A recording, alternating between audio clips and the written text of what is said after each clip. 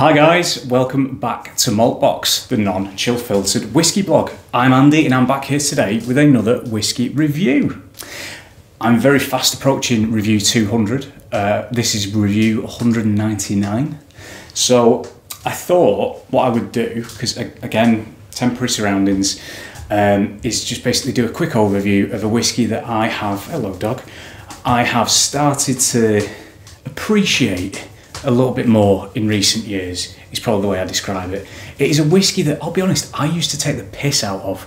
I was full blown into the initial bang of my first whiskey journey, you know, like the big bang where you start going down rabbit holes and then you do get a bit snobbery on the way. I'm not proud to admit it, but I did. I think a lot of us still do to some extent. We might not want to admit it, but I think that we do. Please don't eat the microphone, Sky. We do still get whiskey snobbery, you know. I mean, look at, you know, everyone loves Springbank, everyone loves, you know, Bruichladdich, Ardbeg, blah, blah, blah. But I wanted to turn the attention to one of the underdogs of the Inverhouse stable. So Inverhouse, you've got Pulteney, you've got Balblair, and you've also got Speyburn. And Speyburn, it's a bit like the ugly duckling. It's the weird cousin that you see at weddings and then you try and avoid them. But that's not what they are at all. It's a very underrated distillery in a time where, don't eat coal either, dog. In a time where budgets are very tight, Speyburn's pricing is still pretty good and you can find it on offer quite often.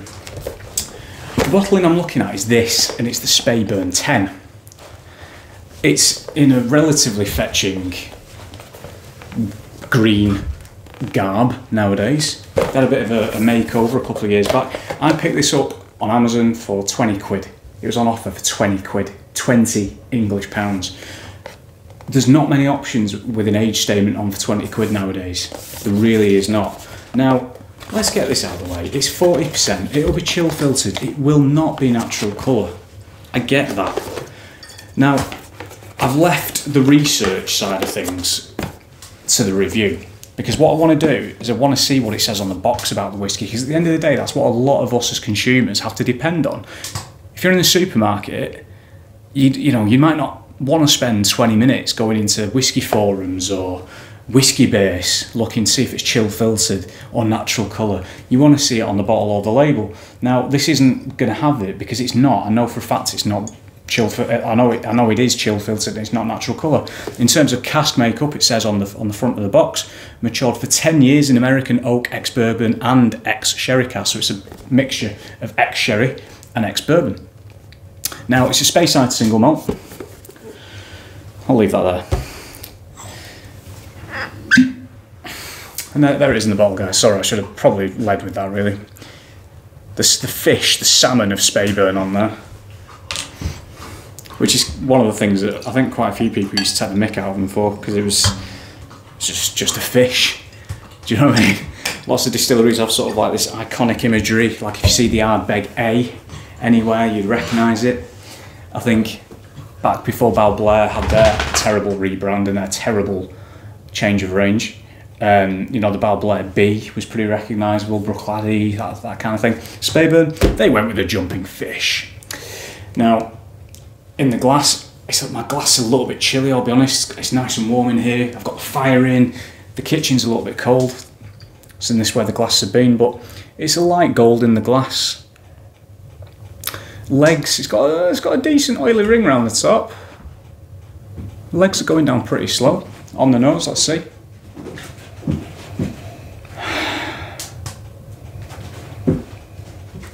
We've got apple, we've got vanilla.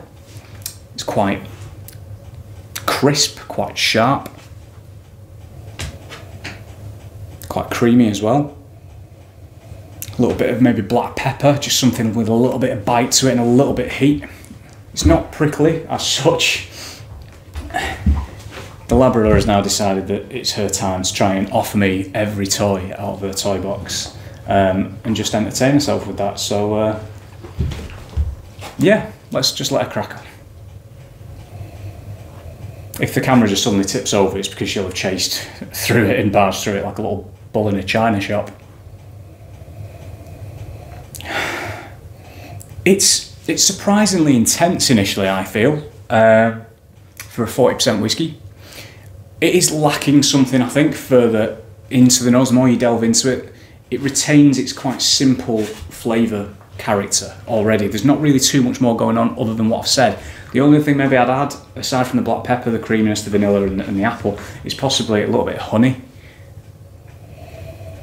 Yeah, a little bit of honey in there as well. It's pleasant. It's very reminiscent to me of a spring whiskey, a summer whiskey, probably more of a spring thing, a little bit fresh, a little bit sweet, a little bit of something for the lighter days. Now I'm currently recording this middle of February, tail end of February, and the light, you know, the nights aren't as dark anymore. There's a little bit of hope in the air because some of the bulbs are coming up in the garden and things like that, and daffodils and whatnot. And I think for me this kind of just reminds me of spring. It's fresh, it's a new start. On the palate.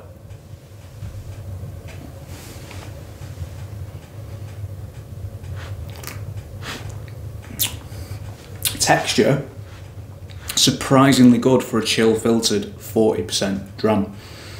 There is a little bit of oiliness, don't get me wrong. It's not fantastic in that sense. It's not winning any awards for its texture and its mouthfeel, but it's a hell of a lot better than other whiskies at this price point, at this age range, and at this presentation. The apple's back. There's a maltiness to it. I think Weetabix, like dry Weetabix. The honey's back. The pepper's definitely back. There's a little bit of chilly heat towards the back now going into the finish. Aside from that, quite creamy again. There's a lot of similarities, to be fair. Maybe a little bit of ginger. Going back in.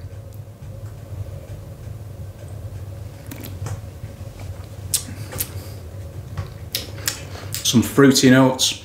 Yeah, the apple, but maybe something a little bit juicier than that, maybe like plum. Green gauge specifically. Very, very random tasting note. But green gauge is the microphone is currently poised on the yellow armchair that I used to record a couple of reviews on, that Sky has now claimed for her own, haven't you, baby? So yeah, sorry if you hear any rustling and things like that.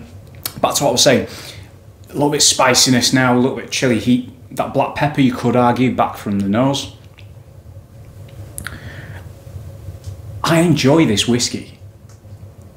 I think it's got some great characteristics. I think it's very unassuming. It's not got any arrogance about it. It's pretty upfront with what it is.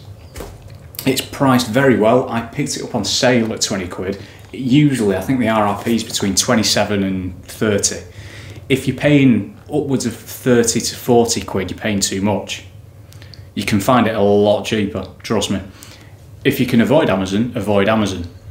The only reason I bought it from Amazon was I was getting some other stuff ordered for the house anyway that they had in stock, because we were given Amazon vouchers for Christmas to help with the DIY. And it was there for 20 quid, so I was like, why not? The guy's coming anyway. We're in an area where you're very hard to find, but once they find you, they know where you are, so I might as well make use of it. So one last sort of run around this one then. The nose hasn't changed too much. In fact, do you know what? I'll edit that out. In fact, no, I won't, because I don't actually edit any of my videos. Going back to the nose, it's like a white wine quality to it, like an oaky white wine, like a Chardonnay.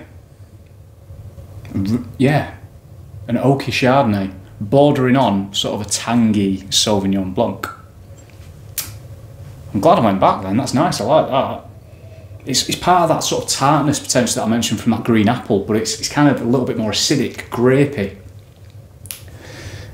Is that a word, grapey? Something that tastes of grapes. Grapes. Oh, whatever. Right, on the palate.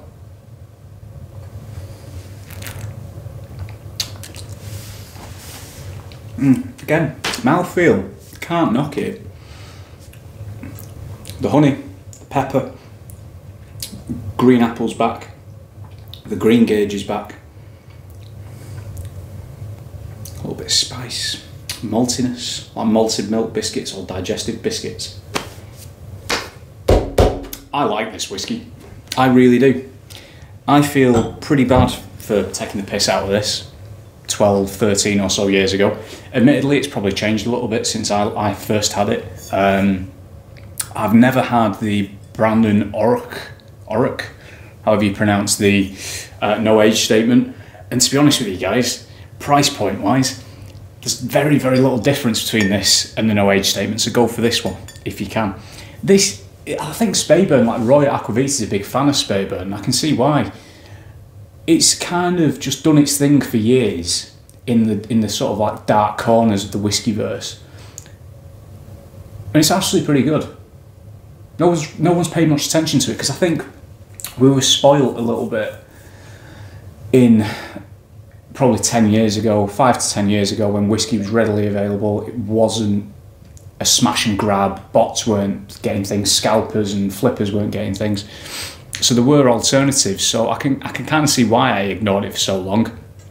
But nowadays you need to be careful with where you spend your money and where you can actually get the whiskies you want, and this is readily available, fills a hole, gives you the nice fuzzies, and it'll get you where you're going at the speed you want to get there. But it's the kind of whiskey that I think you can enjoy early evening. It's like an aperitif whiskey for me.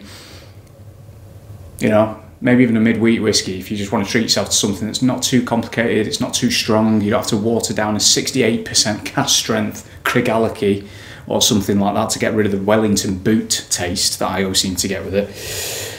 It's just a nice approachable little dram, it is. So on that note guys, thanks for watching. Subscribe if you like. If you didn't like it, then don't. Thanks for watching again. See you soon.